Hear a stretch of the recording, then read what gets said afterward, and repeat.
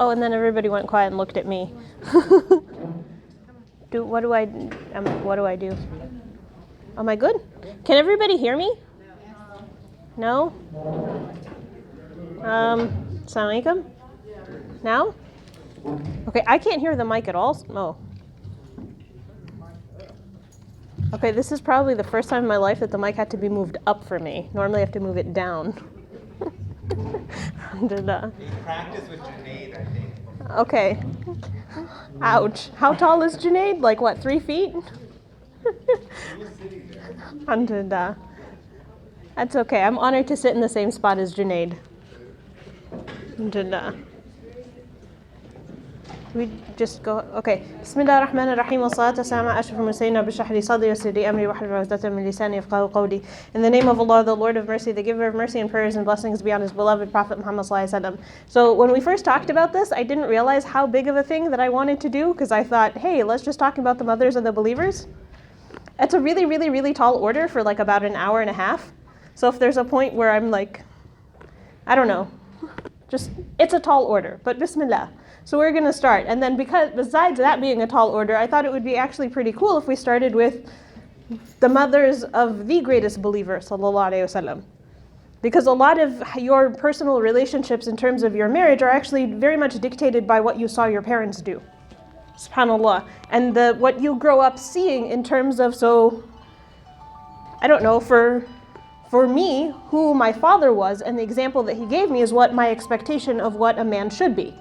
And the same for men. When you see your mother and how she's acting, that's your expectation of what a woman should be. SubhanAllah. So I thought it'd be really cool to start with the mothers of the Prophet ﷺ. So the Prophet ﷺ's mom, it's really interesting because his father actually passed away before he was born.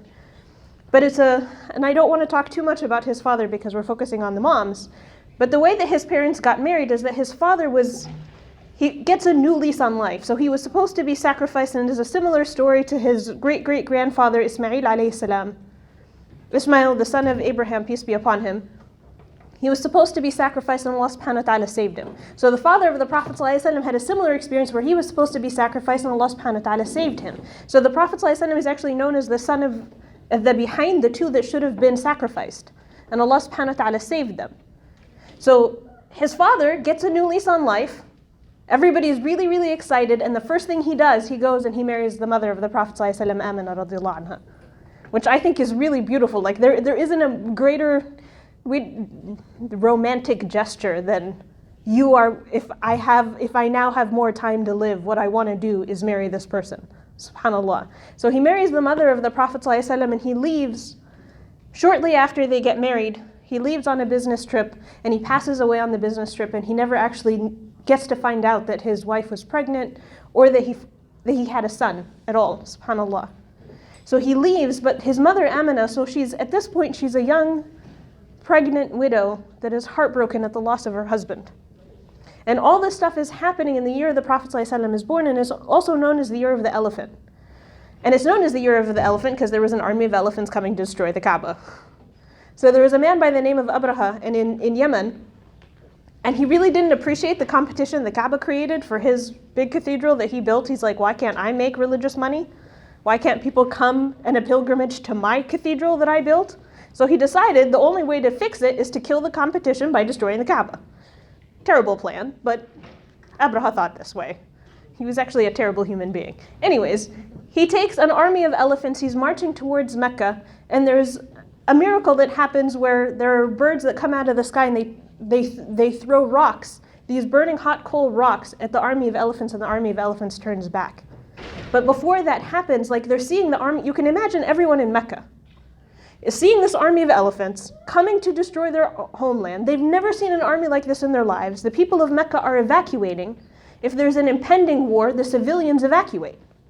So the civilians evacuated, they went up to the mountains and they're watching the army of elephants approaching. And they also watch Allah subhanahu wa ta'ala turn the army back. But you can imagine the mother of the Prophet ﷺ being a pregnant widow watching this army and processing her own grief. Radiallahu anha, subhanAllah. There are narrations where the Prophet ﷺ says that there were specific rocks and trees that would say salams to him. When he was young, he would walk around and there's trees and rocks that would say Assalamu alayka ya Rasulullah. And he would think, He actually never told anyone until much later, until he actually became a prophet, because he was worried people would think he was crazy, or like, what, the rocks and trees are talking to you? But there's actually narrations that those same rocks and trees would give salams to his mom. And they would say, Assalamu alayki ya ummi Rasulillah. Peace and blessings be to you, O mother of the Prophet ﷺ. So there's clearly his biological mother, radiallahu anha. There's another woman by the name of Ayman. Her actual name is Barakah. And Barakah means blessings. And subhanAllah, she was an Ethiopian woman that the Prophet ﷺ actually inherited from his father before he was even born. And it was clear how deeply ingrained slavery was in the Arab society before Islam. And subhanAllah, Ayman is the most consistent motherly figure in his life, sallallahu alayhi wasallam. So she's there when he's born, she helps him with, she's like, the Prophet ﷺ is born, it's just his mother and his nanny and his grandfather is overseeing him. There's a point, not too long after he's born, that he goes out to them, as was the tradition of the Arabs. They would go out to the middle of the desert and they would send their children there so that they could be raised there. I just moved to New York. No one should ever raise a child in New York. There's a reason why people raise their children where there's big open spaces. You have a lot less disease, you have space to run around. Like, children just can't be confined to spaces. So this is something that the Arabs would do. They would send their children out and with these nannies, especially when they were newborns. They'd have these wet nurses that would nurse them. They would teach them the Arabic and they would protect them from the disease and the hustle and the bustle of the city.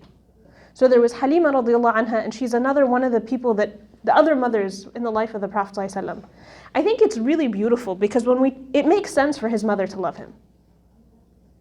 But for both Barakah, or Ayman, and Halima radiallahu anha, for both of them to say that we loved him as much as we loved our own children, that's a testament to both those two women and a testament to the Prophet ﷺ himself. And I think it's just so beautiful. In what world does your nanny, where it's her job to make sure that you're okay, we don't say this out of respect for who these people are. But technically, he was her job. But yet she said she loved him just as much as she loved her own children, subhanAllah. And you can see how protective they were over the Prophet ﷺ even as a child.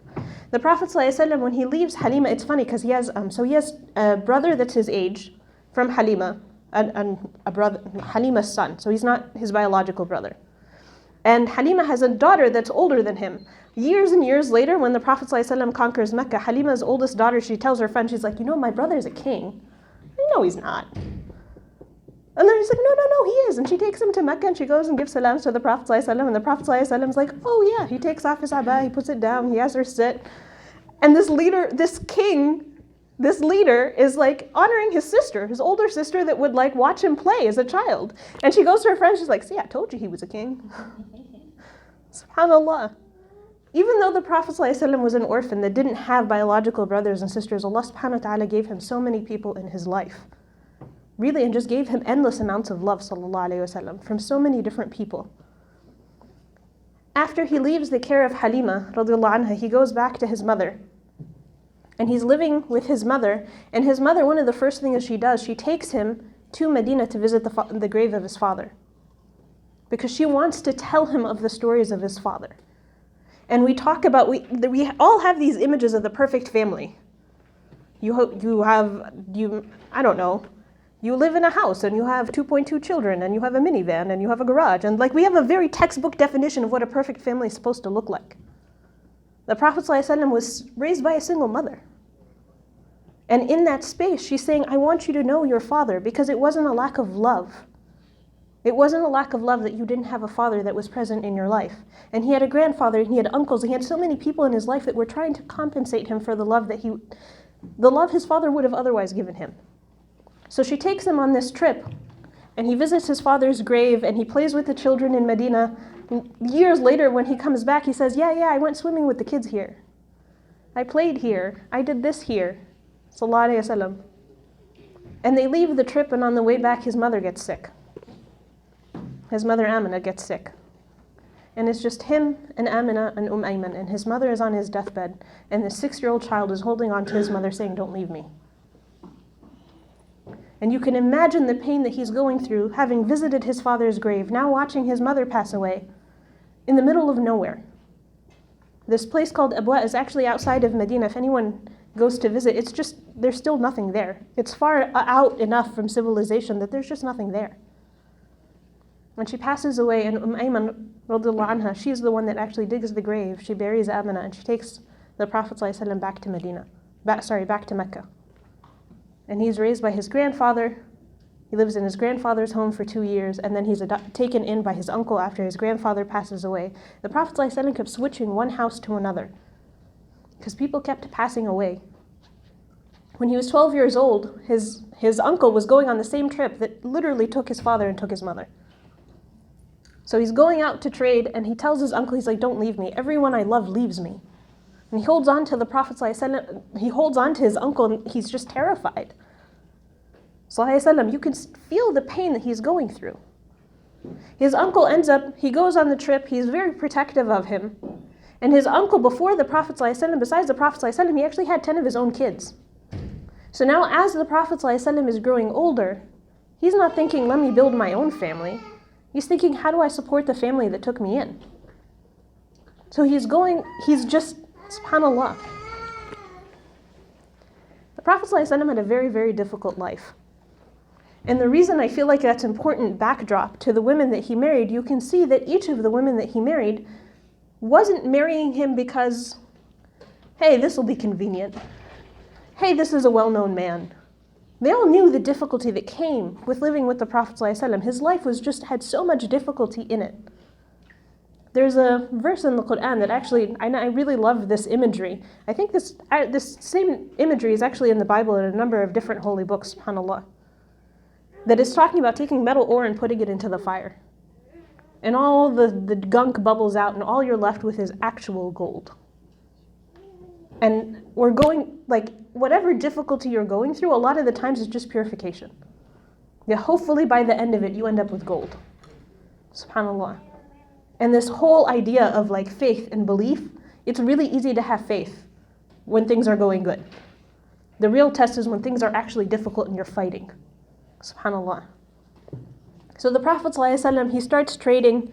There is a point in his life, where he's a shepherd, and then he starts doing the same business that almost everyone else in Mecca is doing. They travel to Syria, they travel to Yemen, they trade back and forth. And he's trading back and forth, and at some point, there's this very wealthy, beautiful woman named Khadija, radiallahu anha, and she needs to hire someone. So she hires these traders and she partners with them. And what made her different from all of the other merchants in Medina, she ran her own company. She's like the CEO of a company. And every time she hired someone in that company, she gave them the benefits package where she said, you actually own a stake in the company. Because this is a partnership. I'm not just hiring you, and when I'm done, you're done. SubhanAllah, which I think is truly beautiful about who she is, and it shows her character.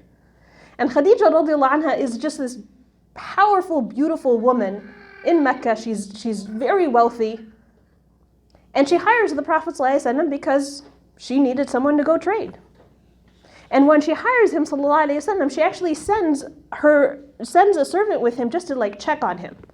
She didn't tell him, this guy's here to check on you, but she sends him just to keep eyes on what's going on. And this man is by the name of Maysara, and forgive me if I'm using too many names. If anyone gets lost in the names, just start waving at me or something. So the Prophet ﷺ and Maysara, they're going on this trip. He's trading on behalf of Khadija radiallahu anha. And what Maysara sees of the Prophet ﷺ just blows his mind. First of all, he's saying we were trading, and people are trading, and they tell him, swear by Lati wal Uzza, swear by the gods of Mecca. And he said, I never worship the gods of Mecca for me to swear by them. I'm telling you the truth. And subhanAllah, you see the character of the Prophet ﷺ, and Maysara seeing this, he's like, oh wow, that's interesting. Because Khadija radiallahu anha also never worshipped any of the other prophets of Mecca, any of the other gods of Mecca. Her whole life, she was also someone that only believed in Allah subhanahu wa ta'ala. There were a minority among the people in Mecca, but she was one of them. And she was one of them because her cousin Waraqa was actually a Christian scholar that translated the Bible into Arabic. And she would study with him, and she was a monotheist, and she was studying with her cousin. Really, she had her own knowledge, radiallahu anha, which I think is really amazing. Again, a lot of the times we're like, oh, she married the Prophet ﷺ. No, she was a formidable person in her own right. She believed in this. So Maysara sees this, and he's really impressed by it. And the other thing that happens is that Maysara gets sick. Maysara is the servant that's there to help the Prophet ﷺ. He gets sick and the Prophet ﷺ stops and takes care of him. Clearly he wasn't some elitist that is like, oh, I'm better than everyone else, you're here to serve me, you're sick. Tough luck for you. SubhanAllah, we know that's not the character of the Prophet ﷺ. So Maysara comes back, he comes running back, and he's telling Khadija, this happened and that happened. And he's telling her he's exactly like you, he believes like you. And you can imagine Khadija radiallahu anha, she's like, this guy is interesting. Something else that happened while they were on that trip, there was a celebration for the people of Bani Tamim, which is the tribe of Khadija radiallahu anha. So they're in this celebration, and the women have their own area around the Kaaba, and they're celebrating. And she's hanging out with all the other women, and this man comes on the women's side, and he gets stuck in the middle of the group of women. He says, Ya Nisa'a Bani Tamim, oh women of Bani Tamim, there's about to come a prophet from among you. Whoever can marry him should. His name is Ahmad. And all the other women, well, sorry, I'm Arab, so I can make fun of my own people. So the Arab women are like, really, what are you doing on the women's side? We don't care about your message. Get out. And they gave him a hard time about it. But Khadija radiallahu anha just sat there and listened. She's like, that's interesting. My cousin's been telling me about this. He's been teaching me about prophets.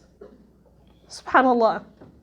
So you can imagine this stuff is happening, and she's seeing all these different signs, and she's seeing the true character of the Prophet ﷺ, and he comes back, and Maysara is running back to tell her all these stories, and she's waiting for the Prophet ﷺ to come back, and she sees him walk back into Mecca, and there's two clouds that are just following him, ﷺ, shading him from the sun. SubhanAllah, like she's just like, that's it. Khadija radiallahu anha had sworn off men. Her first two husbands had passed away. She'd had children from her first two husbands. She swore off men. She's like, that's it, I'm not doing this. I'm just going to raise my kids. I'm going to run my business. I'm not interested anymore. But the Prophet ﷺ comes back and she's interested. And what she does is she sends her friend, a woman by the name of Nusayba. Actually, she doesn't send her friend. Her friend sees her just sitting there. She's like, just lost in thought. And Nusayba comes to her. She's like, what's going on? You're a woman with a good head on her shoulders. What's got you all messed up? And she tells her this man, Muhammad sallallahu alaihi wasallam. She said, I've never seen anyone with character like his. I've never seen anyone that is just as amazing as this man. And she tells her, she's like, Khadija, are you interested in him? And she said, yes. And she's like, well, here, let me go deal with it. So Nusayba goes to the Prophet sallallahu alaihi wasallam, and she goes to the Prophet sallallahu alaihi wasallam. She tells him, why didn't, you're 25. Why didn't you get married? Which is really funny, because if you're single in the Muslim community, this happens to you a lot. And the other thing that's interesting is for the Arabs had two modes. You were either a child or able to bear children and therefore should get married. So by the time he's the age of, and this most pre-modern societies looked like this. It wasn't until the Industrial Revolution, sorry, tangent. After the Industrial Revolution, we decided there's this thing called teenagers. But most pre-modern societies, if you were old enough to get married, you got married. And the Prophet ﷺ was 25. He had years worth of opportunity to get married. And he told her, I won't get married. I don't have the means to do it. And she's like, but you trade. And he said, yes. But there's a family that took me in. And I'm providing for the family that took me in. All of the Prophet ﷺ's money, and this just goes to show the loyalty that he had. His uncle took him in, and he kept all the money that he made. He would give it to his uncle because his uncle had 10 children. And he was supporting his uncle's family. SubhanAllah, such a high level of nobility. And that's the point where he didn't get married, because he didn't start his own family, because he was still supporting the family that took him in. So she tells him, but what if this woman is rich and doesn't need money? And there's two narrations. One of them, he says, who? Do you mean Khadija? And there's another narration where she says, what about Khadija? So Allah alam which one is the truth, but clearly he was into the idea in the first place, that he's like, oh, what about Khadija? And she said, well, let me go ask her. She knows her friend's interested. She sent her, but she didn't want to sell her friend short. So she's like, here, let me go ask her. And she runs back to Khadija. She's like, yeah, he's into it too. Sallallahu. And it's really beautiful. They get married. And Prophet ﷺ's 25. There's a difference of opinion whether she was 28 or 40. Radiyallahu anha. The Arabs did not care about age. So there's so many points where there's like discussions that we know the age of the Prophet ﷺ, but for the ages of everybody else, nobody really knew or cared. Like it was just not a thing the Arabs cared about. SubhanAllah. Anyways, they get married, and the person whose life, there's no one in human history whose life is written in more detail than the Prophet ﷺ. Like we know, like Anas radiallahu anh counted how many white hairs was in his beard. We know how many white hairs was on his head. We know exactly his height. We know everything that he did. Like there's no one in human history whose life was written in more detail than the Prophet ﷺ. Him and Khadija fall off the face of the earth for 10 years. He has 0 public appearances. No one knows what they're doing, except that we know that they had children later. We know their children and the people that lived in their house told their own stories later. But in terms of public appearances, they didn't do that. One of the things that's funny, because again, if you're in the Muslim community, you get married and they're like, what, you're just going to fall off the face of the earth now? If they fall off the face of the earth for less than 10 years, that's fine. The Prophet ﷺ did. What you're building is something that is so much more valuable than anything else that you're going to be doing. And this isn't to say you should isolate yourself. You should probably still show up to events. But it's not necessary, like what you're building is so important that you investing time in your marriage is important. It's the foundation of everything that we're doing, subhanAllah. So the Prophet ﷺ and Khadija radiallahu anha, they end up having 4 daughters and 2 boys. Their son Al-Qasim, wallahu a'lam, Allah knows best, that some narrations say that he was actually the oldest. And this is why the Prophet ﷺ was known as Abu Qasim, the father of Al-Qasim. When he was born, the Prophet ﷺ, not too long after he was born, you know how you teach a child how to ride a bike or a tricycle? The Prophet ﷺ was starting to teach him how to ride a horse. Again, Allah knows best, he was probably around 4 years old when he passed away. You can imagine the pain that they're going through. They lost their firstborn child. And then their second child was Zainab radiallahu anha. And then they had 4 daughters. So they had Zainab radiallahu anha. Sorry, I forgot to mention this. So every time I mention the name of anyone that surrounded the Prophet, peace be upon him, sallallahu alayhi wa sallam, his prayers and blessings be upon him, any of his companions, we just out of respect, we say radiallahu anhu, may Allah be pleased with them. So if I say someone's name and I go after, that's what the is.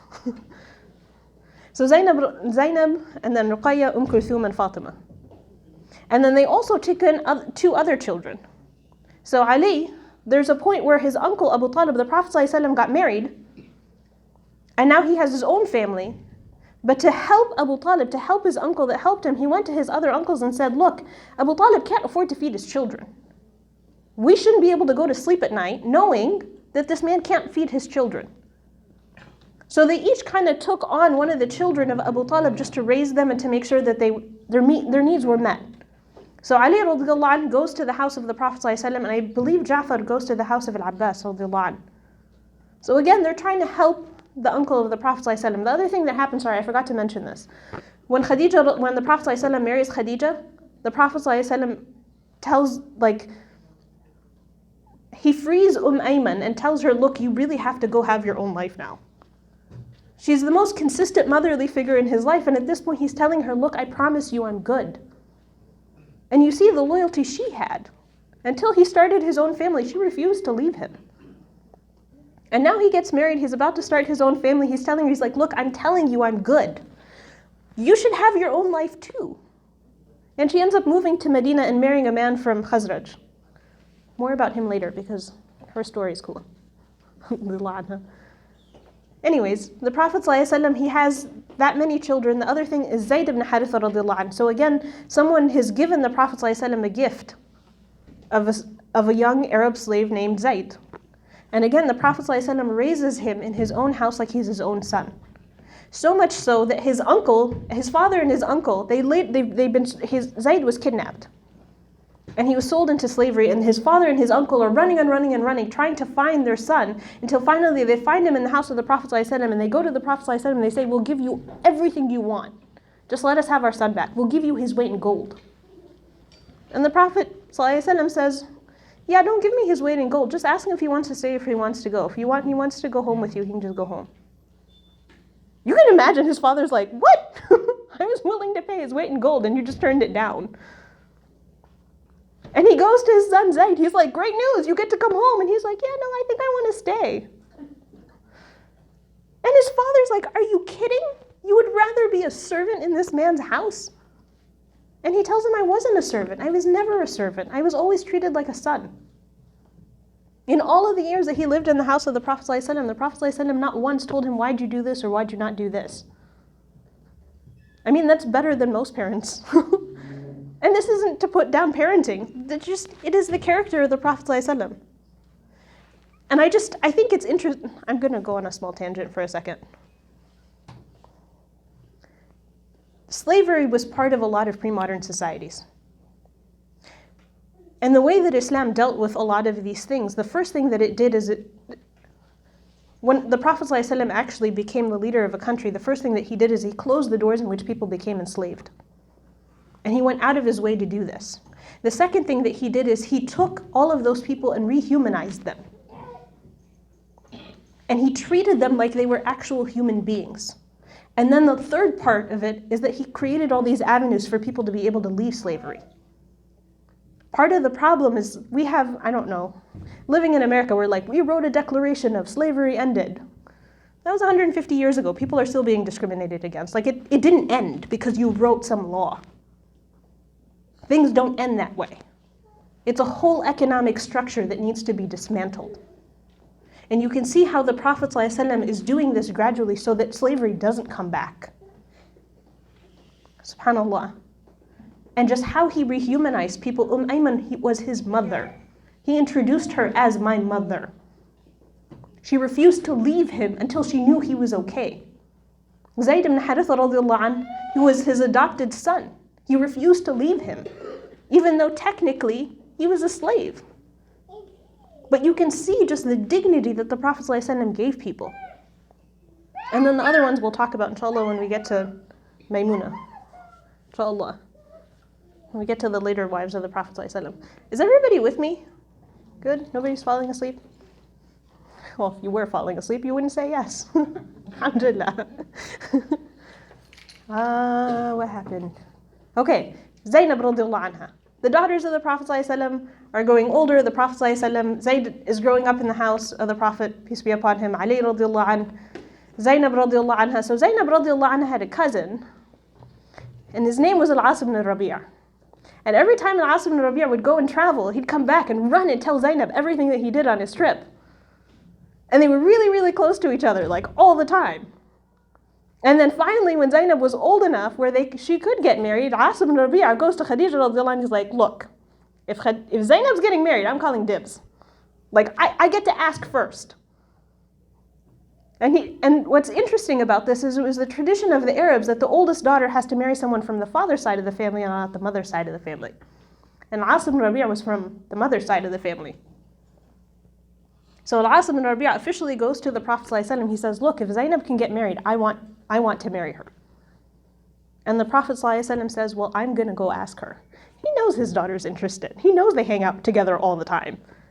But still, he goes and he asks Zaynab, he tells her, is this what you really want? She says, yes, this is what I want. And the Prophet ﷺ was not going to break his daughter's heart over a tradition. So Zaynab radiallahu anha marries the love of her life, the guy that she grew up with, that she loved. And the Prophet ﷺ was not going to stand in the way of his daughter's happiness. She gets married, and then his side of the family flips out. So Abu Lahab comes knocking on the door of the Prophet ﷺ. He's like, what did you do?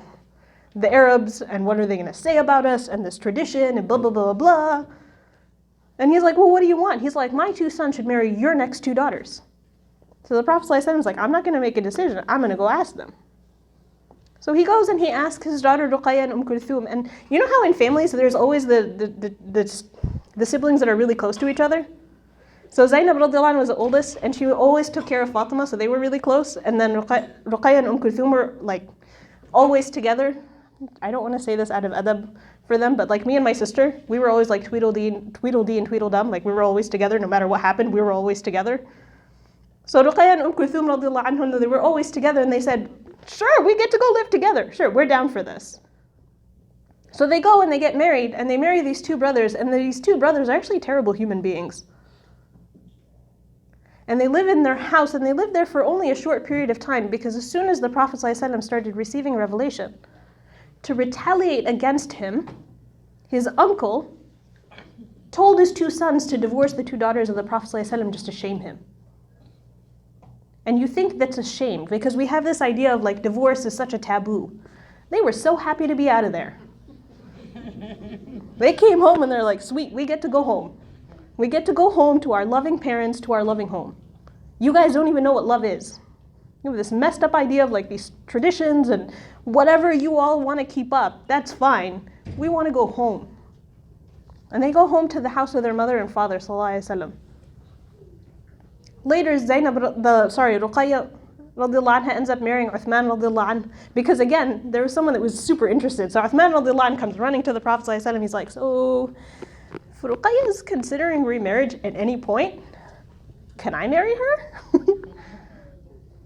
And again, the Prophet sallallahu alaihi wasallam says, I'm going to go ask my daughter.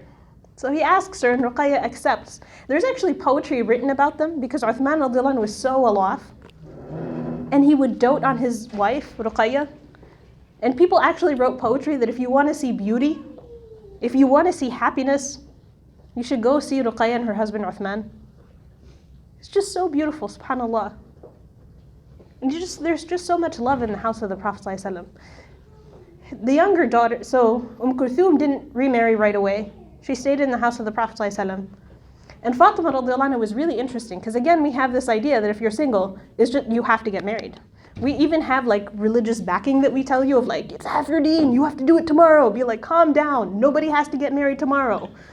If you want to get married, get married. If you don't want to, it's not a requirement. That's just not a thing. Especially if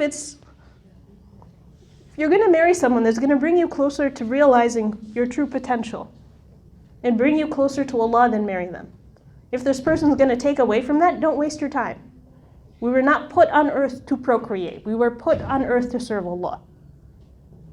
If marriage is a part of that, great. If it's not a part of that, don't waste your time. And if this person's not gonna treat you with respect, then why bother? SubhanAllah. So Fatima radiallahu anha actually refused to get married. She's like, I'm going to live in the house of my parents and I'm not gonna leave my parents. She saw her sisters get married and move away and she's just like, nope, I'm staying here. And she stayed in the house of the Prophet ﷺ and refused to leave. SubhanAllah, until she was much older. The Prophet ﷺ and Khadija were married for 24 years. And they've been through thick and thin together.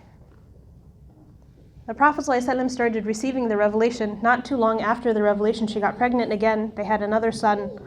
They named him, in some narrations they called him At-Tayyib, and in other narrations they called him At-Tahir, either the pure or the righteous. And Allah knows best what the name was. And it's true of the Arabs that they could give a child multiple names. Again, that child ends up passing away as a toddler. It's very, very difficult on the two of them. There's actually a narration where Khadija radiallahu anha is crying in her house.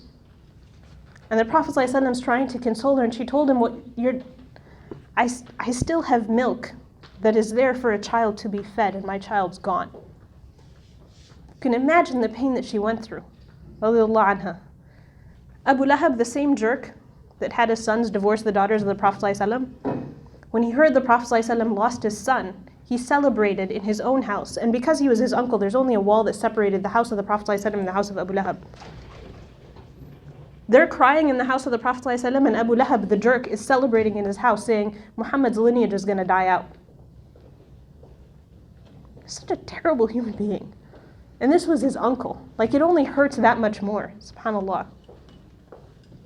And these things didn't stop. Khadija and the Prophet ﷺ only had daughters. And to the Arabs, your daughters are not worth it. They don't carry your name. They're not as valuable as sons. And they went around mocking Khadija and mocking the Prophet ﷺ, saying their lineage is going to die out. They only have daughters. Which would have been fine if they only just legitimately had daughters. But they're actually mourning the loss of their two sons. They lost two children and they're mourning that loss, and it just hurts that much more. And you can see the attacks that they consistently had on the Prophet ﷺ and Khadija. But still, it never deterred them. They continued, Khadija radiallahu anha continued support the Prophet ﷺ, both in terms of money, in terms of emotional support, in terms of whatever it is, the Prophet ﷺ, she just always supported him because it wasn't his mission alone. It was something they always did together. Radiyallahu anhum ajma'in, subhanallah. Probably the most significant point in the life of Khadija radiyallahu anha. The Prophet ﷺ, when he's about 40 years old, so at this point they've been married 15 years, and he would do this, he started towards the end, right before the revelation came, he started to have these true dreams. So he'd have a dream and he'd wake up the next morning, it would unfold exactly how it did in his dream. And this kept happening to him. And this was Allah preparing him for the beginning of the revelation. And when this thing kept happening, and he kept reflecting on his own life, reflecting on his society, reflecting on why these dreams are happening, he used to go out to a cave called the Ghar al-Hira. Has anyone ever been to Mecca or Medina? Anyone been to Umrah? How many of you went up the cave? No? It's a pretty steep hike. It's like an hour upwards in the sun. Unless if you run marathons, then it's 20 minutes. And whoever tells you it's 20 minutes, it's not true. It's because they run marathons. Because we took a group and it took me an hour.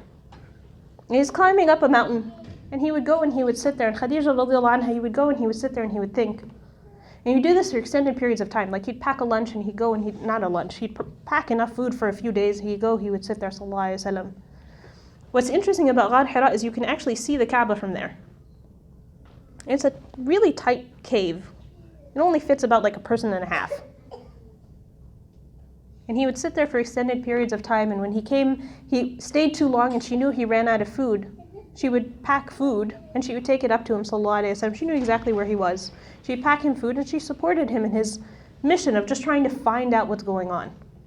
Trying to find himself. And it's a very specific act of worship. So we usually call it meditation. The Arabs used to call it tahannuth, where it was specific to people that only believed in one God because they were contemplating God. SubhanAllah. The Prophet ﷺ, one of those nights, he's in the cave by himself, and this man dressed in impeccable white, which again, the reason that's significant is because if you climb up a mountain, by the end of the mountain, your clothes are not still white. He has impeccably white clothes, and he climbs up and he goes in and he sees the Prophet ﷺ and he tells him, read. And the Prophet ﷺ is looking at this man, he's like, I don't read. And of course we know it was the angel Jibreel alayhi salam, and he holds the Prophet ﷺ and he holds him really, really, really tightly, and he tells him, read. And he lets him go, and the Prophet ﷺ is still baffled by this man. He's like, I don't read. And this man again holds the Prophet ﷺ really, really tightly, and he tells him, read. And he lets him go, and the Prophet ﷺ, like the second time he told him, I don't read. The third time he held him and let him go. He told him, what do you want me to read? What are you talking about? Because read actually has multiple ways. Like the Arabic word of iqra doesn't necessarily just mean read, as in read from a page. It also means to recite. So finally, the third time, the Prophet ﷺ is realizing maybe he means read in a different form. And he tells him, what do you want me to read? What do you want me to recite? And this is the beginning of the revelation. The first 6 ayat of the Quran are revealed. He says, read in the name of your Lord who created man from a single clot. Read, and your Lord is the most generous. The one who taught by the pen taught man what he didn't know. And man here is humankind, what they didn't know. Prophet ﷺ is in a panic. He's like, what just happened? Like, who was this guy? He runs home to Khadija radiallahu anha. He's terrified, he's shivering, and he goes to Khadija radiallahu anha and he says, Zammiluni, zammiluni, dathiruni, dathiruni, cover me, cover me. So he goes to Khadija radiallahu anha, she covers him, she waits until he calms down. She's like, what just happened? And he tells her what happened. And mind you, I love my husband. If my husband ever came home and said, I was in a cave and this dude, he came and he hugged me and this is what happened, and there was an angel and he blocked the horizon, and tells me this fictitious story, I'm just going to sit there, I'm like, I love you, we're going to go see a doctor in the morning. Like, what? What was that? But Khadija radiallahu anha had so much certainty in the Prophet ﷺ, I don't know how she knew this, that she told him, she says, Kalla wallahi la yukhzika Allahu abada. No, I swear by Allah that He would never forsake you. And she starts listing his good characters. She says, إِنَّكَ لَتَصِلُ الرَّحِمَ وَتَحْمِلُ الْكَلِّ وَتَكْسِبُ الْمَعْدُومَ وَتُعِينُ عَلَى نَوَائِبِ الْحَقِّ. You lift the downtrodden. You're generous to your guests. You help those that are in need. You go in the path of everything that is good. Allah would never forsake someone like you. And the beauty of that is that she saw him for who he was before he was even a prophet. Like, it's really easy after someone's like taken over the world to be like, yeah, I'm down for that. He was still struggling. And she saw him for who he was long before anyone else did. And this is why Khadija is who she was. She is the very first believer, period. There's differences of opinion later who then later joined Islam. There's no difference of opinion that she was the very first believer, period. Everyone agrees to it. SubhanAllah. When we think of Islam, the story of Islam could not be told without the story of Khadija radiallahu anha. She put in blood, sweat, and tears. They started calling out to other people for the first 3 years. He started publicly preaching in the 3rd year. The persecution started not too long after. She watched him through his good, his bad, all the difficulties. 6th year since the beginning of the revelation, they actually took it a step further and said, we're boycotting you. The Muslims went hungry, didn't have food. SubhanAllah. She was rich enough that if she had left the group, she could have made it. But she refused to leave the group and leave her husband, sallallahu alayhi wasallam. She stayed there, and by the end of it, it had worn her body out so much. By the 10th year, she passed away, radiallahu anha.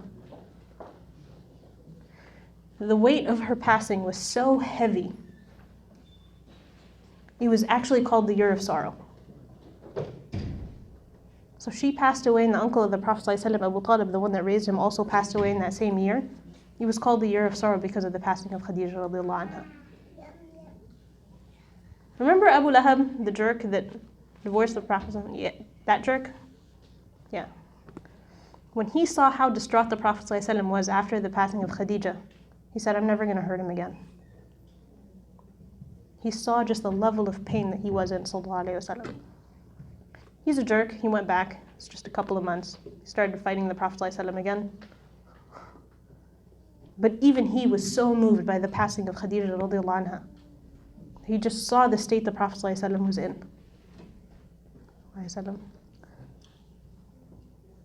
I feel like I'm losing everyone. No? Keep going? I don't know, is there a sign of life somewhere? I don't know. Does anyone have... Good job! Does anyone have any reflections on Khadija? So I heard, it was actually Uncle Camera talk about Khadija radiallahu anha and say that, as you mentioned, her uncle was a scholar, and that in fact, when she married the Rasul, that she already had an inkling that it was him, that was the Prophet was coming, and that when he received revelation, the reason why she consoled him the way that she did was because she said, okay, this is it. These are the evidences that we saw, and you're the coming prophet, essentially. Have you heard anything to that effect? Yes, absolutely. SubhanAllah. So there were a few narrations, and forgive me, I kind of started off saying this was a huge task and we're never going to finish. But one of them was the incident that happened during the trip where he first went, when they first started working together. That man from that came and told the women of Bani Tamim, there's a prophet that's coming, one of you should marry him. All of the narrations from her cousin Waraqah. And there's actually one last one. There's one narration about before she sent her friend Nafisa to go propose to the Prophet ﷺ, and she actually told her, وَإِنِّي لَأَحِسُّ بِفُؤَادِي أَنَّهُ نَبِيُّ آخِرِ الزَّمَانِ, and I feel in my heart that he might actually be the prophet of the end of time. And again, subhanAllah, there's a reason why Khadija radiallahu anha is who she is. The weight that she had, that she saw him for who he was. How could someone be known as the honest and trustworthy in the society that they're living in? SubhanAllah. SubhanAllah. Khadija radiallahu anha is truly incredible. They were married for 24 years. The Prophet ﷺ never married anyone else during the time. Even though it was the culture and the tradition of the Arabs to take multiple wives, he never took another wife as long as he was married to Khadija radiallahu anha. Hold on, you had a question? Just to follow up on that, is there any indication as to whether or not Khadija saw that as his being a prophet? Was that something that she found as like, okay, this is a responsibility I'm going to have to take as his potential spouse, or was she like, oh, hey, prophet? Allahu Alam, I don't know. She never hesitated to support him. So clearly she'd internalized this mission on her own. She was on board. I mean, she already believed that there was only one God. The idea of serving that one God was not alien to her at all. So meeting someone that had the potential of being like someone else that also believed in one God, someone else that had good character, someone that had the potential of being that prophet, subhanAllah, she didn't hesitate once. If anything, she gave him strength anytime, because when he's carrying the weight of the world on his shoulders. And he can feel the weight of it. Even the Quran tells him, we're going to give you a heavy weight. And the way that Allah subhanahu wa ta'ala consoled him was that he would pray during the night. And he would run to Khadija radiallahu anha. She was his home. She was his reconciliation to everything that was difficult. Every time something difficult would happen, he'd run to her. I mean, clearly it was their mission that they had together. Actually, interesting thing. So the Prophet Jibreel alayhi salam taught the Prophet how to pray. The first person he taught was Khadija. And there were so many narrations. The first 3 years that the Prophet, peace be upon him, would be seen praying with a woman, it was always Khadija. Like, they were there right together from day one. Even before day one, before any of this stuff happened, they were together. The other thing that's interesting is we don't actually have any recorded disputes that happened between the Prophet ﷺ and Khadija radiallahu anha. Like, they were just so in line with each other. She was clearly the love of his life.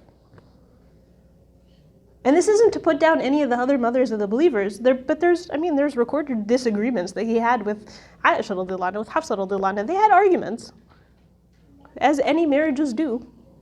He just never had one with Khadija radiallahu anha. SubhanAllah. Question. Just a minute ago, you said her friend that went to the Prophet ﷺ talked to him about marriage was Nafisa, but earlier I think you said Nusayba. Oh, my bad. It was Nafisa, not Nusayba. Okay. I apologize. No. Last question, and then we can go ahead. Do we know much about the parents of Khadija and what might have inspired her character development as she was growing up? We don't know a lot about them. We know that her father she was mostly raised by her mother. Her father he actually got a little too drunk at their wedding. That the next morning, that he's like, who's this guy? And they're like, yeah, he married your daughter last night. Her father was a very absent father. She was mostly raised by her mother, and she was very close to her sister. She had a lot of very strong women in her life. SubhanAllah. But on that note of women going to the Prophet ﷺ saying, hey, what about so-and-so? Maybe you should get married. There was another woman by the name of Khawla radiallahu anha. And the reason I bring this up, like how people get married, there's so many stories of how people get married. It's a different story every time. But I don't know. A lot of the times people get married through friends. If someone's suggesting something and they genuinely care about you, there's no written rules of how you should get married. And we'll see, inshallah, when we get to the other mothers of the believers, they each had a different story. But in this case, there was another woman that went to the Prophet ﷺ and she says, I feel like you're really distraught after the passing of Khadija radiallahu anha, and I want to look at, what's it called? She told him, أراك قد دخلتك خلة لفقد خديجة. I see that you're feeling this huge sense of loss after the passing of Khadija radiallahu anha. And the Prophet ﷺ is clearly still very distraught. He tells her, yes, أراك. And then she said, أجل كانت أم العيال وربة البيت. Of course, she was the mother of my children, and she was the queen of this house. Of course I miss her. SubhanAllah. And it's interesting, because again, we're talking about this idea of a perfect family. At this point, the Prophet ﷺ is a single father. He has 2 daughters at home. He has 2 daughters that are married living elsewhere, but he has 2 daughters at home. Ali radiallahu anhu is still living with him. There's just so much that's happening in his house. It's not, we look at single fathers and be like, yeah, is he ever going to find someone? Why not? The Prophet ﷺ was a single father. And Khadija radiallahu anha was a single mother. Like, she had 2 children from previous marriages. We forget that he was her 3rd husband.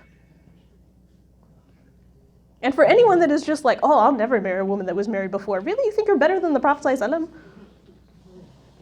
He was her third husband. Didn't take away from their marriage at all. SubhanAllah. This woman goes to the Prophet ﷺ and she tells him, like, you miss Khadija? And she said, yes. And she kind of suggests he get married again. And he felt so, she said, I saw the pain in his face. I saw the tears well up in his eyes, sallallahu alayhi wa sallam. She said, I wished I hadn't said anything. And he looks at her and he says, وَمَنْ بَعْدَ Khadija? Really, who's after Khadija? And she said, in that moment, I just regretted it. But at the same time, he asked her, he's like, no, really, who do you mean? And she's telling him, like, who's going to be for your house? Who's going to raise your children? Who's going to help you out? And he's just in so much pain. He's like, who do you actually mean? Who do you have in mind? Because clearly she was there ready to suggest people. So she goes and she tells him, I have two suggestions. One of them is Sawda bint Zam'a and Aisha radiallahu anha. So and it's significant why she mentions Aisha radiallahu anha. So Aisha is the son of Abu Bakr. No, daughter of Abu Bakr. Yeah, sorry. Grammar is not my thing, and like, whatever. Thank you guys. Alhamdulillah. So Aisha radiallahu anha, we talked about how Khadija radiallahu anha was there from the beginning. His best friend Abu Bakr radiallahu anhu was there from the beginning. The other person that never hesitated whether he should follow the Prophet ﷺ or not was Abu Bakr. So there's narration where the Prophet ﷺ himself said, every time I proposed Islam to someone, they all hesitated. The only one that didn't was Abu Bakr radiallahu anhu. He's like, when do I start? Which way do I go? Just point. An expression, you say jump, we say how high? It's like, how high? Where do we go? Out of the 10 that were promised Jannah, 5 of them were actually brought to Islam by Abu Bakr radiallahu anhu. And there's a specific narration about 10 people at the time of the Prophet, peace be upon him, that were promised Jannah. Like the first day, they start receiving the Prophet ﷺ is receiving the revelation. Abu Bakr radiallahu anhu is just out on a mission. So the reason she suggests the daughter of Abu Bakr radiallahu anhu is because she knows that he's still part of that initial tight-knit group. And this is why she's suggesting Aisha radiallahu anha. And the Prophet ﷺ, actually in one of the narrations, he tells her she's still kind of young. Like, I don't know about this. She tells him, well, you don't have to marry her now. It's just an idea. Propose, you don't have to get married. Which is another thing that's interesting. I don't know. I work with college students, and every so often someone will come to my office and she'd be like, there's a boy and he likes me. I'm like, okay, 1, do you like him back? That's the first question. 2, just because you're talking to someone doesn't mean you have to get married tomorrow. It's okay. And then the second one was Sawda bint Zam'a, radiallahu anha. And we're going to talk about Sawda radiallahu anha first. How much time do I have? Okay. We have to go a little faster. So Sayyidah Sawda radiallahu anha, she's really interesting. So she was actually, the beginning, when Islam first started, there were families that became Muslim together. So Sawda radiallahu anha and her family all became Muslim together. And her husband, they were facing persecution, and they actually were part of the group that first migrated to Habasha. And something that I talked to Ahmed about this earlier. There are very little descriptions of what they actually looked like. Sawda's name means the one who has black skin. I don't know if she was black. In terms of her lineage, she had Arab fathers. But Allahu Alam, they were intermixed enough. Also, the Arabs are really descriptive with things. I don't think they would call her Sawda unless if she actually had darker skin. Allahu Alam. Anyway, so Sayyidah Sawda radiallahu anha, her and her husband actually went to Habasha. They migrated to Abyssinia when the persecution started, and there are just so many people that were under this persecution, they left and they migrated to Habasha. And there was a point where they were actually on their way back. And on their way back, she had a dream that there was a full moon and that the full moon went out. She woke up from the dream kind of weirded out by it. So she told her husband, and her husband told her, he told her, I have this feeling. I don't think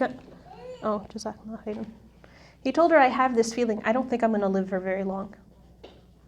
And her husband actually ended up passing away on the journey back. So she's coming back into Mecca. She was one of the early believers. She's been again, they were running away from persecution. They migrated to a different city. They left their home to seek protection. And now she's coming on her way back to the place she ran away from, except her husband's passed away and she's there on her own. So you can imagine the pain that she is going through. And this is part of the reason that Sayyidah Khawla actually suggested her. She said, look, she's in her family, she's really, really struggled. And she's a good person, she can help you out. So the Prophet ﷺ says, okay, go talk to Sayyidah Sawda. So she goes and talks to Sayyidah Sawda, and Sayyidah Sawda is like completely blown away. She's like, are you serious? The Prophet ﷺ wants to marry me? She says, I want to, but you have to go ask my dad. Which is really funny for an older woman to say, go ask my dad. And her dad was still alive, and out of respect for her father, so Sayyidah Khawla goes to her father and she says, the Prophet's proposing to your daughter, and her father is not even Muslim. He's like, but he's a good dude. He's a good man. What does your friend think? And she's like, she says she accepts. He's like, all right, well then I accept too. And the Prophet ﷺ marries Sayyidah Sawda. And what's interesting, because again, there's like, we talk about them like they're like superhuman. They're very much human. Khadija radiallahu anha was well known in Mecca as this woman of like great status, great beauty, great wealth. She passes away and the Prophet ﷺ marries Sawda, and always in every society people compare women and be like, really? She passed away and you married her? Imagine how painful that was for Sayyidah Sawda radiallahu anha. But that didn't deter her from trying to console the Prophet ﷺ. There's actually one narration that she was heavy or set. So she would intentionally walk in front of the Prophet ﷺ and walk like a penguin just to make him laugh. She helped with his children. She was just happy to be part of another family. And there isn't a greater family than the Prophet ﷺ. And you can see just throughout her life, she was just the caring mother. Even though that wasn't her original family, all she did was just mother and care and nurture for everyone else. SubhanAllah. And the Prophet ﷺ was only married to her until they actually migrated, and then after the migration he married Aisha radiallahu anha. But I just think it's so beautiful that again the Prophet ﷺ, she was the only one that was, like besides Khadija, she was the only one that was married to the Prophet ﷺ just on her own. And she was married to him for a couple of years before the migration, subhanAllah, so it was about 3 years. Anyways, so that was the story of Sawda radiallahu anha. The story of Aisha radiallahu anha, so around the same time that the Prophet ﷺ proposes to Sawda, Khawla radiallahu anha also goes and proposes to Aisha. So she goes to her mom and she's like, great news! Prophet ﷺ agreed to officially propose to your daughter. She says, that is great news. Except we've already been talking to someone else. And we don't break our oaths. SubhanAllah, like what's so stunning to me is that clearly this is the better option. But yet it goes to show their character as a family of like, no, we gave our word doesn't just go to nothing. And she was actually engaged to the son of Al-Mut'im ibn Adi. And what's interesting about Al-Mut'im ibn Adi, he was actually he never became Muslim, but he very consistently protected the Muslims from persecution. And it was something that the Muslims always thanked him for. SubhanAllah. And it just goes to show his character. That even though he wasn't following the religion, he didn't feel like that deterred him in any way, shape, or form from protecting a religious minority. And protecting people from believing whatever they wanted to believe. SubhanAllah. So he is engaged to the daughter of Abu Bakr. And he knows that Abu Bakr radiallahu anhu is best friends with the Prophet ﷺ. He knows he's on this mission. So Abu Bakr, he says, look, I can't just break a word. I'm going to go back and talk to him. So he goes back and he talks to him, and the microphone's out. No? Back on? He goes and he talks to him and he tells him, so, what do you think? And Mut'im ibn Adi's wife is like, are you still following that man Muhammad sallallahu alaihi wasallam? And he's like, yep, totally still following him, like totally, like hardcore in. Because he doesn't want to be the one to say no, but he doesn't want it to work out. He wants his daughter to work out with someone else. So he tells him, he's like, man, this is way too much for us. He's like, yeah, it could be too much. And they're like, all right, fine, we're breaking off the engagement. And they break off the engagement. Abu Bakr radiallahu anhu like comes home running. He's like, we're done. We're done with the first engagement. I think it's interesting to mention because Aisha radiallahu anha is the one where people are consistently saying like, oh, she was really young. And they very consistently use her age against her. There's two problems with this. One, clearly she was engaged before. This wasn't something that was out of the norm for the Arabs at all. The Arabs of his time fought the Prophet ﷺ tooth and nail. Nobody ever held it against him. Nobody thought it was a thing. It was very normal for their culture.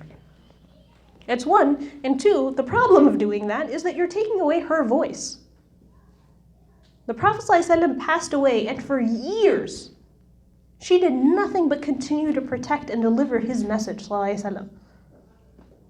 So for us to look at her and be like, yeah, no, this poor oppressed woman, really, did you listen to her? Anytime someone's like, oh, women in Islam are oppressed, I'm like, seriously, have you heard of Aisha radiallahu anha? She was the scholar of the most religious community in Islamic history, and she would go around correcting the Sahaba. She'd go around telling them, like, no, you didn't do this right. No. She was the most knowledgeable out of anyone else in that society, and they all respected her and gave her her respect. And it never occurred to her as a woman that she wasn't supposed to speak her opinion. SubhanAllah. You can't, in the name of women's rights, ignore the voice of the one woman at the center. Radiallahu anha. SubhanAllah. But Sayyidah Aisha radiallahu anha, she is a character. So after this, the Prophet ﷺ actually has dreams where Jibreel ﷺ brings him this silk cloth. And in that silk cloth is the image of Aisha radiallahu anha, and he tells him, she is going to be your wife both in this life and the next life. Aisha radiallahu anha is so amazing that she makes a point to narrate that herself. And that's what I'm saying about who she was. Like, it just, the idea that she shouldn't speak her mind never even occurs to her. She marries the Prophet ﷺ. She was much younger. And yes, that is a power dynamic, but there isn't a power dynamic than being married to the prophet of a people. Forget a king. Kings can be loved. They can also be feared and can also be hated. Prophets necessitate the fact that people are willing to bet their lives on him.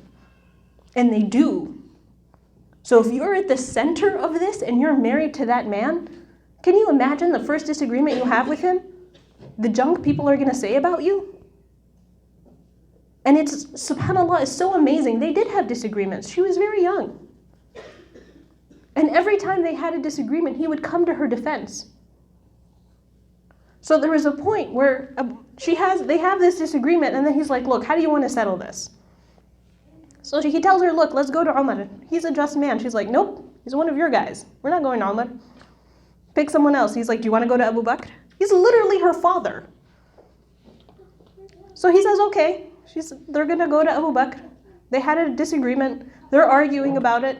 And he tells his side of the story, sallallahu alaihi wasallam, to Abu Bakr. And she gets frustrated halfway through, and she's like, that's not what happened.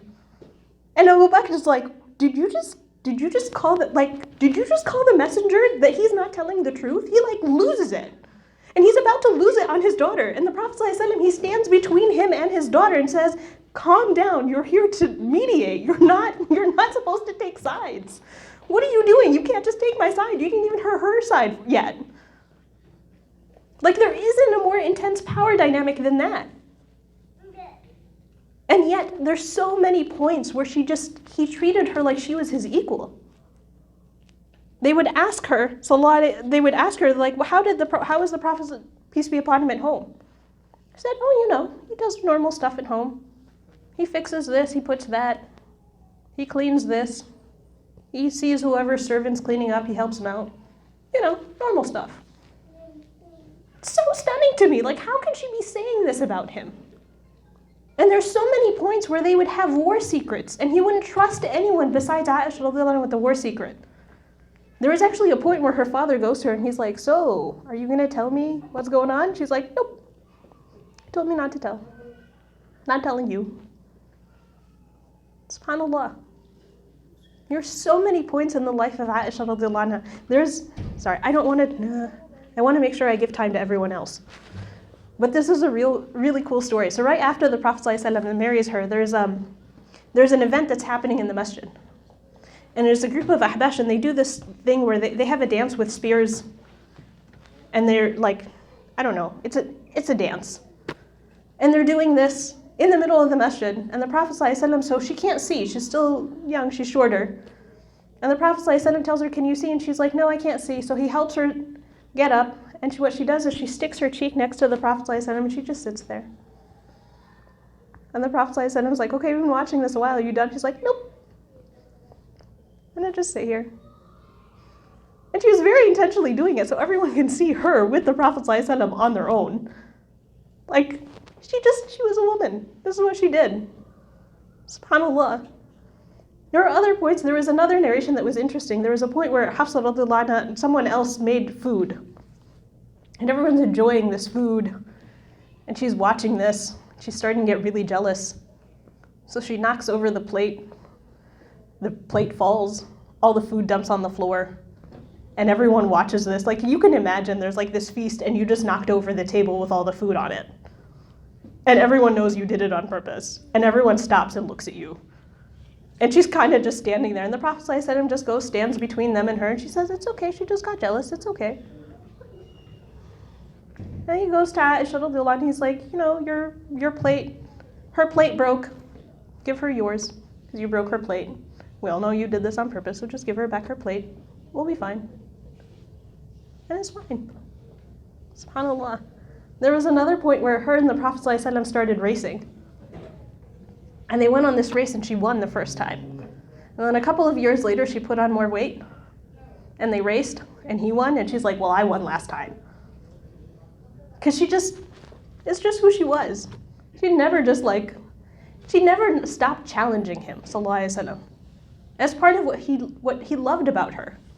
There was a point where he actually got angry at his wives, and he's like, that's it, I'm leaving. And he leaves, and he says, I'm going to be gone for a month. And he comes back 29 days later, and she's like, you said a month. And he tells her, he's like, well, the Arab month can be 29 or 30 days. It's okay. And she's like, okay. It's just who she was, radiallahu anha. She always asked him questions. There was no one that asked more questions than Aisha radiallahu anha. We have this image of like the perfect woman sits in a corner, is quiet. Oh my God, Aisha radiallahu anha asked lots of questions. And that's why she was a scholar. SubhanAllah. What else? Oh, okay. So the 5th year of the Hijrah, they were coming back. There were so many different narrations that actually happened because of it. Oh, this is funny. So they were on a journey. They were coming back from a battle. And she had borrowed a necklace from Sayyidah Asma, her sister. And then she forgot the necklace, and then she couldn't find the necklace. And then she made the army stop until she found the necklace. She's like, I have to give back the necklace. And the whole army of people ended up being delayed for her looking for her necklace. So much so that they ran out of water. And the next prayer was coming in, and they didn't have enough water to make the next prayer. Because they have to do wudu, you have to wash before prayer. And then people are starting to get really, really angry at her. You're holding up an entire army of people for a necklace. Like, what are you doing? And subhanAllah, what ended up happening is that verses were revealed that if you run out of water, you can do tayammum. You can purify yourself with the earth. Verses were revealed from the sky, from the heavens, from Allah subhanahu wa ta'ala till the end of time, because Aisha radiallahu anha was looking for a necklace. SubhanAllah. We think these things are so trivial.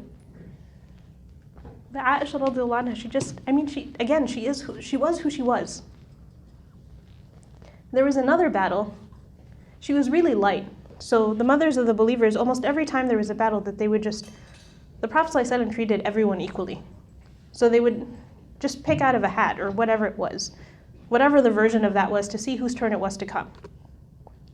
So she was on this battle, and she had something called the hawdaj, which is like a little tent kind of thing that they put on top of the camels.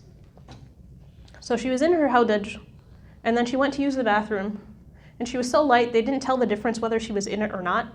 So they put the empty hawdaj on top of the camel and they left. So she goes, uses the bathroom, and comes back, and the army's gone. So she's like, okay, now what do I do?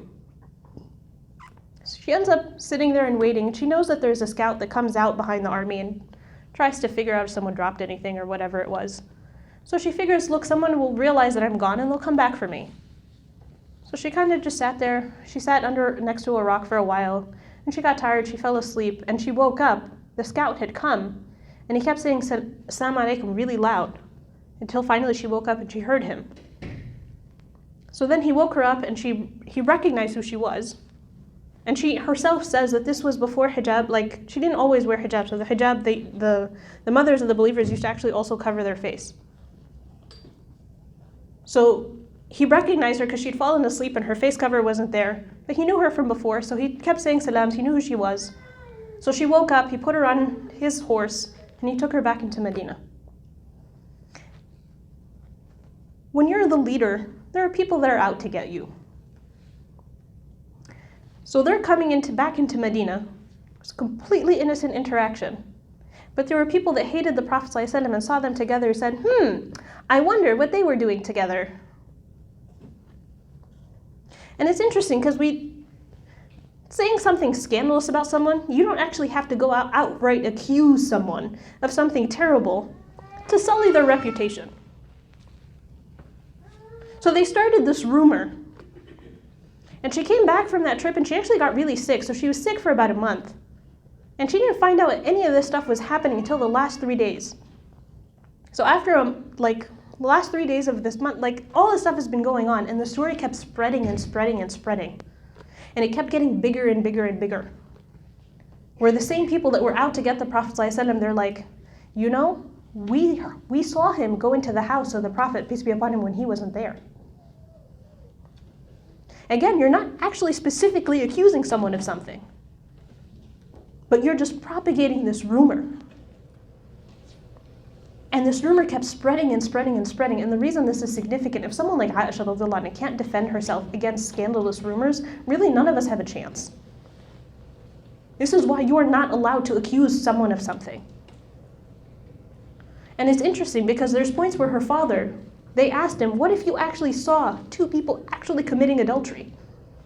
He said, you know what I would do? I would cover them so no one else could see. We don't go out of our way to either expose people or to accuse them of things. Even if you know someone's doing something wrong, give them the space to repent.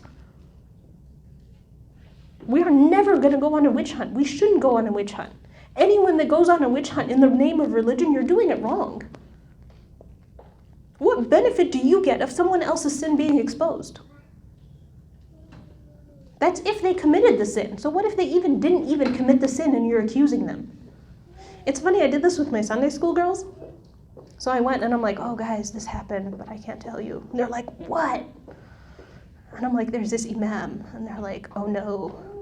And I'm like, yeah, his wife, someone saw her in the car with someone else. They're like, well, who was it? I'm like, I don't know, some dude. And they're like, and then what? And I'm like, and I used all of the same rumors. And I'm like, and then they saw this guy go to their house. And when the imam wasn't there, and they're like, oh my God. The point where I had to end it was they were like Googling imam scandal. And I'm like, calm down. They're all the same stories. And when you hear it out of context, we're all sitting, because we've all heard this. We've all heard this said about someone. They're like, that person, that brother, this sister, don't trust them. We've heard this. We've heard that. We don't go around selling people's reputations. The one and only not the one and only. The really few exceptions to that is if someone's actually going into business with someone, if they have a reputation of being a thief, tell the person they're going into business with. You don't spread it to everyone else. You tell the person because they're going into business with them. The same thing with marriage. If someone's getting married and you're like, this person has a reputation of not being faithful, I'm not going to tell the whole world. I'm just going to tell you because it directly affects you. So I don't know, almost every time Donald Trump got married, someone should have told his wife, this is his reputation. Almost every single time he was starting a business with someone, be like, he has a bad reputation of not paying people. And that's an extreme example. But really, that's the point where you start protecting people. You can't say, I'm going to go tell the whole world your sin because I'm protecting other people. No, you're not. You're just exposing a scandal. If someone's getting married or going into business, and that's the point where you're actually supposed to tell the truth. Make sense? Well, again, verses were revealed. So Aisha radiallahu anha, the Prophet ﷺ is like seeing all this stuff, and he's struggling to defend his wife. Because what's he going to say? Don't talk about it? He was never a dictator in that society. He was never the person that's like, no, that's it, we're not allowed to talk. He was just, that wasn't him. Sallallahu Alaihi Wasallam. And he's really struggling to defend his wife. He's like, what am I supposed to do? So he goes and he consults with his people. He's like, what do I do? So he goes to Umar radiallahu anhu, and he tells him, oh Umar, like, what do I do? And he tells him, well, who married you off to her? He said, Allah. And he's like, do you really think Allah would give you a bad deal? He's like, no, but why are you telling me? Go tell everybody else, Umar. So he started a counter campaign of like, this is who she actually is. And because this accusation is significant, there was an investigation where they went and said, if this man was going into the house of the Prophet ﷺ, someone would have saw. The houses of all of the mothers of the believers, we think like it's huge. They didn't have houses like ours. Their houses are walk-in closets. Not in New York. That's actually a New York apartment. But for us here, it's really small space, and they're right next to each other. Like they shared walls. Did anyone see this man go into their house? Nope. Where are all the character witnesses? There wasn't a single witness to anything that was wrong. And the Prophet ﷺ goes out and tells people, he's like, look, there isn't a single witness to these rumors. These rumors have no basis. And in the midst of all of this, she's so frustrated because, again, she's a woman. She doesn't care that, like, yes, her husband's the leader. She just wants her husband to go be like, how dare you lie about my wife? So she asks him, can I go stay in the house of my parents? And she goes to the house of her parents, radiallahu anhum, and she tells her mother, she's like, did you hear this junk? She tells her, it's okay, you're young, you're beautiful. People get jealous. She's trying to calm her daughter. She goes to her father, and her father's in tears. He's like, before we believed in Islam, no one accused us of junk like this. Now we're being accused. He's hurt by his own community. He's like, what just happened to us? No, I can't go on this tangent. I'm going to focus on Aisha radiallahu anha.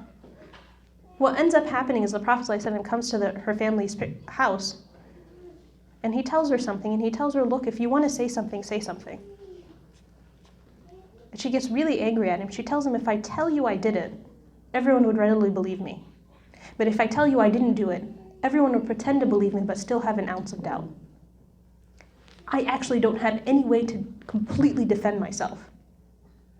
And while he's in that house, sallallahu alaihi wasallam, there's verses that are revealed that actually exonerate her. Again, verses are revealed from the creator of the heavens and the earth till the end of time to exonerate Aisha radiallahu anha.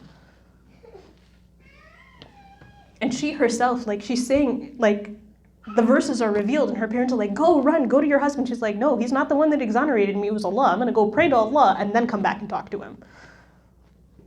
So she goes and she thanks Allah subhanahu wa ta'ala, and then she comes back to her husband. SubhanAllah.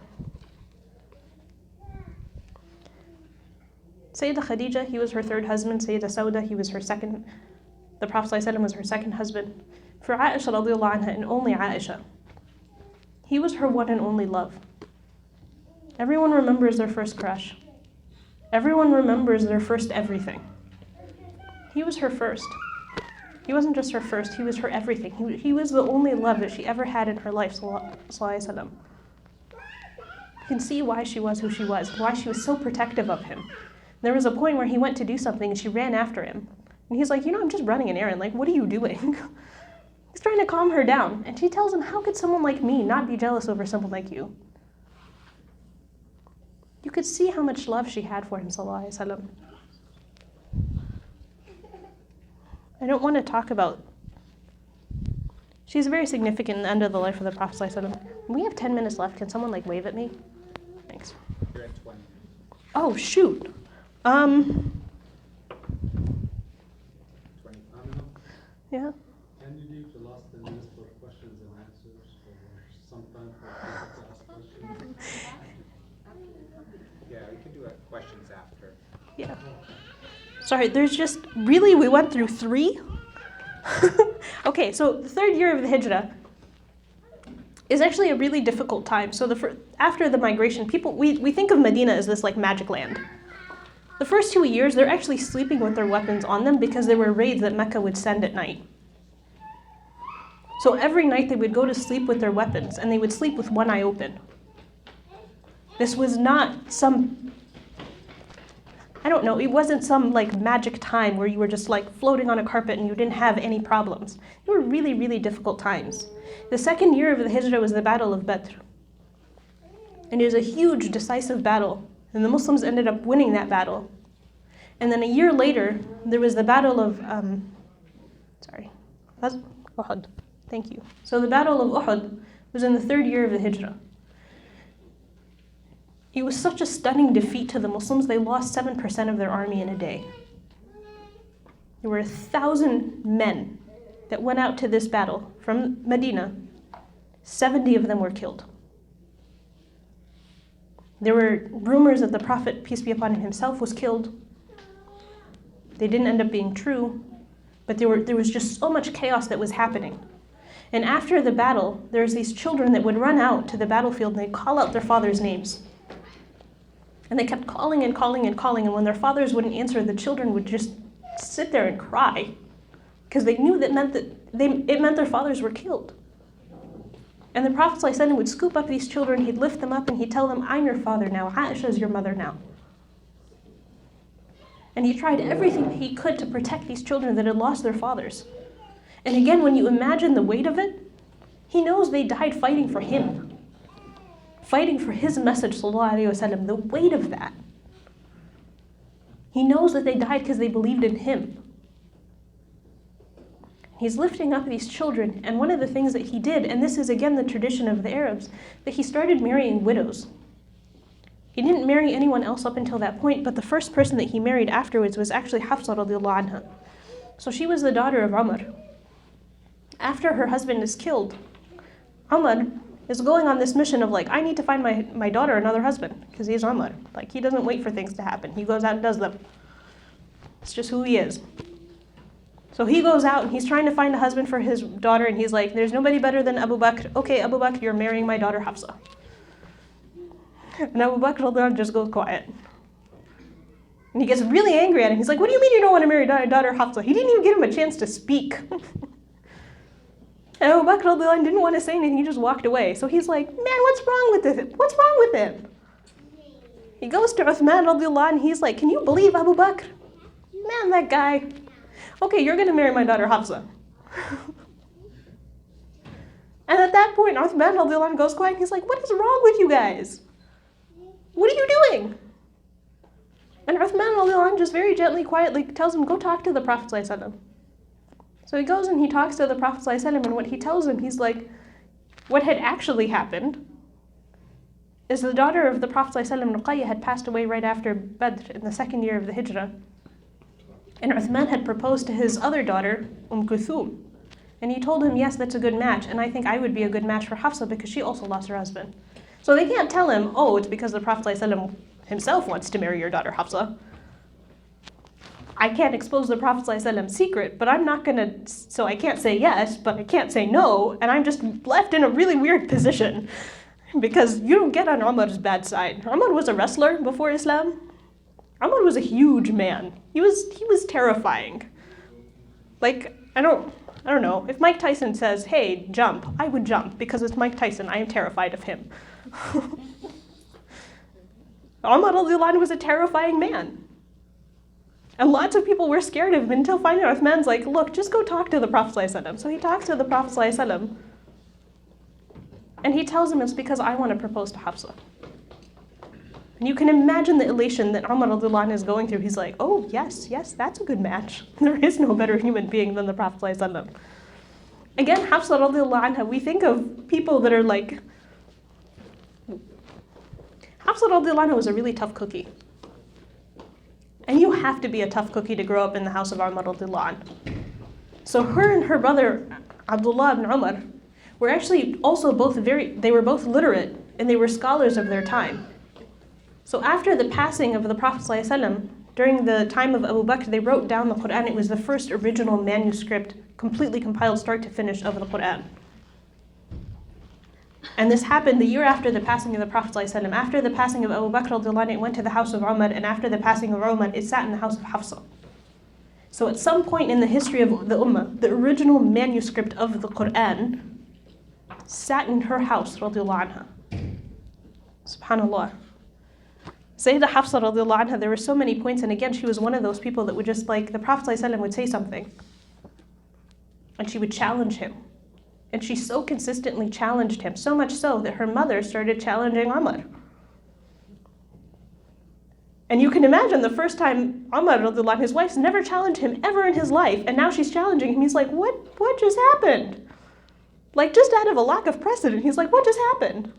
She says, what, you're thinking you're better than the Prophet? Your daughter challenges the Prophet ﷺ. He's like, she does what? He freaks out. He runs to his daughter Hafsa. He's like, what are you doing? And she says, yeah, we all challenge him. We all talk, like it's a conversation back and forth. We all do this. There's no like, I said, and that's the end of it. That's just what it is. And he's like, no. Don't compare yourself to Aisha. Her father is better than your father. She herself is better than you. Like, she's just Aisha. Just don't mess with her. Don't compare yourself to her. And she's like, no, this isn't just me. We all do this. And he's blown away by it. And he runs to the Prophet ﷺ. He's like, what's going on? What's really interesting, subhanAllah, there's the point where the Prophet ﷺ left that month that he was gone. Umar radiallahu anhu goes to him. He's like, remember when we were in Mecca and the woman wouldn't talk back to us? And now we're in Medina and we can't get a word in edgewise? And the Prophet ﷺ started to laugh. Medina was just a fundamentally different place. Here's a narration much later in the life of Umar radiallahu anhu. This man, his wife was like giving him such a hard time. He went to complain to Umar. He's like, I don't know what to do, man. He goes to Umar, and as he's getting closer to Umar radiallahu anhu's house, he can hear Umar's wife yelling at him. So he leaves. He hears that, and he's like, nope. He just starts walking back. So Umar radiallahu anhu sees him. He's like, what do you need? And he's like, no, nothing. I'm good. He's like, no, what do you want? And he tells him, he's like, I was here to complain about my wife. Your wife was yelling at you. And he tells him, look, I did something that frustrated her. Also, do you know how much she does for me? She does this and she does that. And he starts listing everything that his wife does for him. It's like, so what if she lost her temper? It's fine. Go home to your wife. And the man goes home to his wife. SubhanAllah. I just think it's really funny because these are just normal day-to-day interactions. And we think of them as like beyond being human. They had disagreements. SubhanAllah. How much time do I have? 15. Okay. Okay, next person was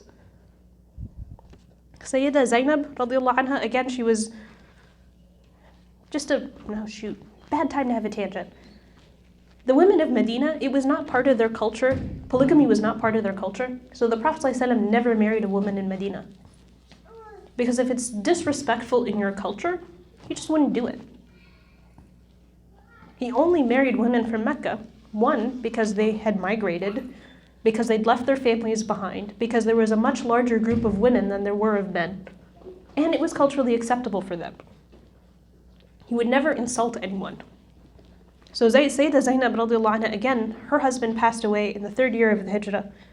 Her husband passed away and the Prophet ﷺ married her that same year. So in that same year, the Prophet ﷺ actually ended up marrying 3 widows, and Zainab radiallahu anha was one of them. So we actually know very little about Zainab. She ended up passing away a year after the Prophet, or a couple of months or a year after the Prophet ﷺ married her. The fact that we don't know anything about her doesn't in any way, shape, or form take away from her status of being one of the mothers of the believers. If we make it our mission to do nothing but to meet her in Jannah, that's a worthwhile mission. We have this idea that if you cooked some fabulous meal but it didn't end up on Instagram, did it really happen? Yes, it really happened. SubhanAllah, we don't have to know the details of everything. So that's Sayyidah Zainab radiallahu anha.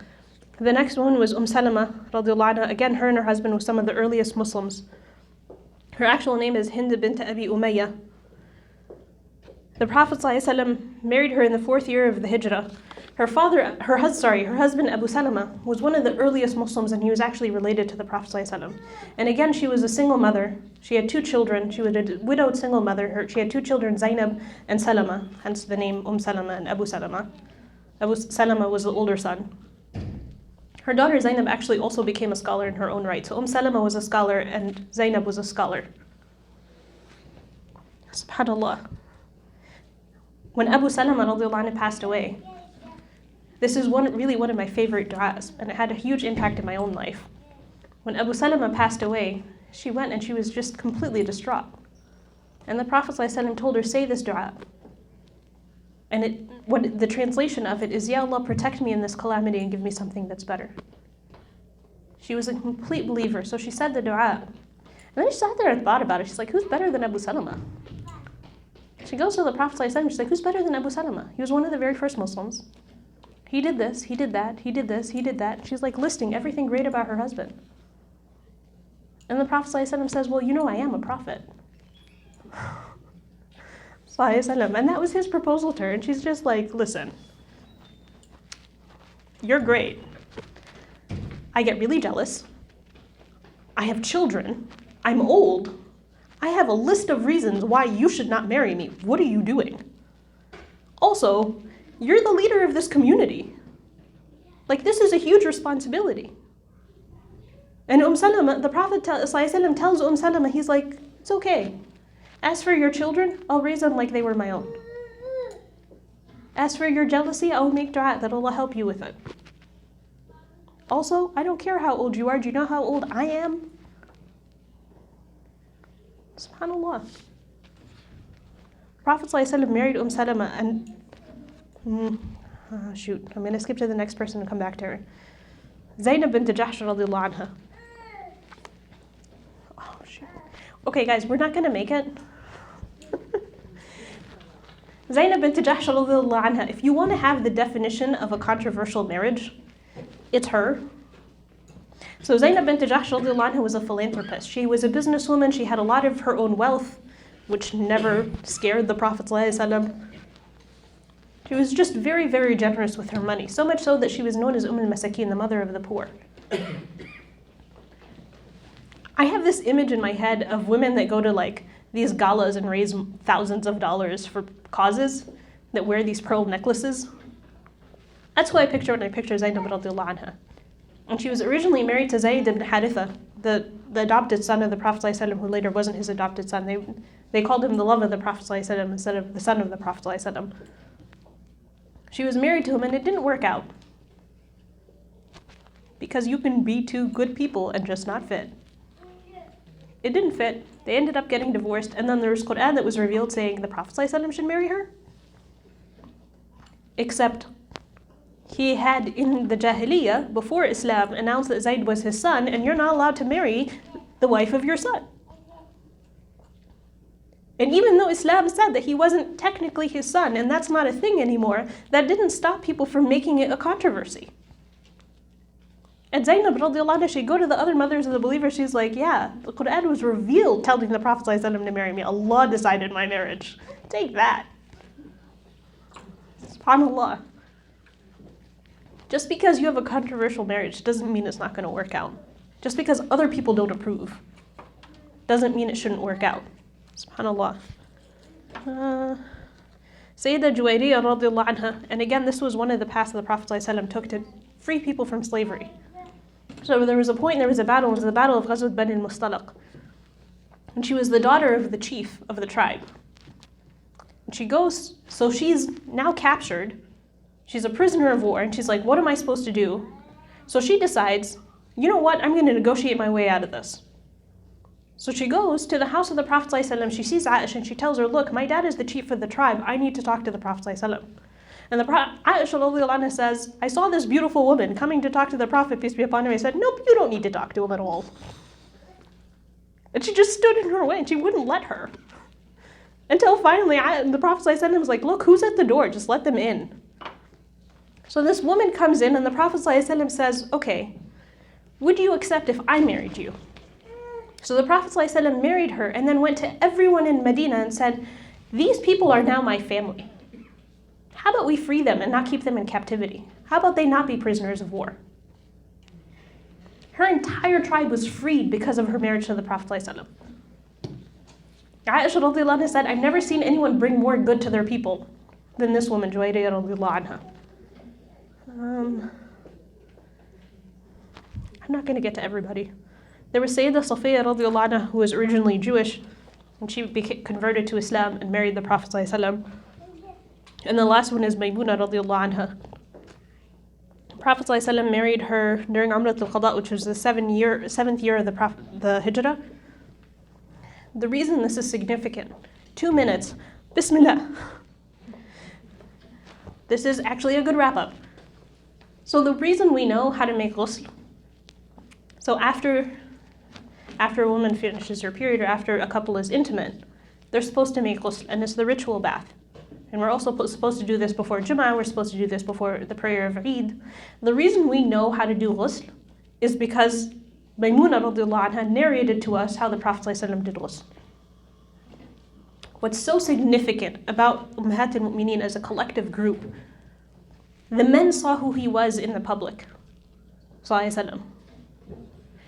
They saw him in his most intimate moments and narrated to us everything that he did. We wouldn't know him as a complete human being without the mothers of the believers. 1. 2, there's only one Prophet ﷺ. But there isn't one way to be a woman. There isn't a one way to get married. There isn't one way to do anything. Out of these women, one of them was there were 2 of them were business women. 2 of them were scholars. Some of them were really, really, really strict with themselves and with others. Some of them were more relaxed. Some of them were good at cooking. Some of them had long hair. Some of them had short hair. Actually, no tangent, no time. Salama had really long hair. There isn't one right way to be a woman. And we keep telling women, your job in the world is to get married and have children. And to nurture those children. And to put in blood, sweat, and tears into the community and to build things and to nourish things. Women are supposed to do this naturally, but so are men. The imbalance that we have in our society is actually hurting both sides of the equation. Most stars in the universe are actually 2 stars that rotate around each other. Do you know that game where you hold someone's hand and you go really, really, really fast in a circle? Sort of, but you're not sitting down. You're holding hands and you're going really fast. If one person lets go, the other person goes flying. That's the balance that we're supposed to have of male and female in our society. If you're holding a child, the child is flying. Because the weight's not the same. So being insulting to one side of the equation or the other, it just throws society out of balance.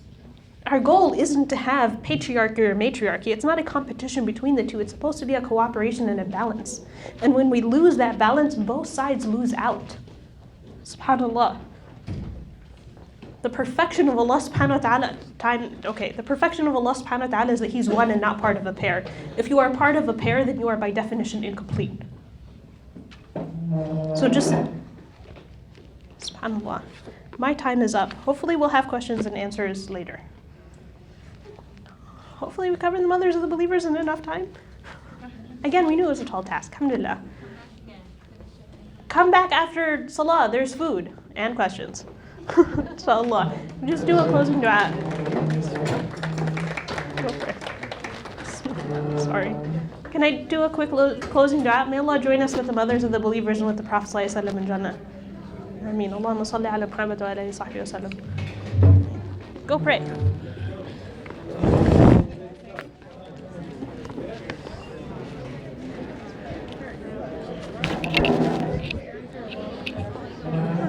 How are you? So Maghrib's in about 6 minutes. So that's why we made her stop. So we're going to go pray Maghrib, and then we're going to eat dinner.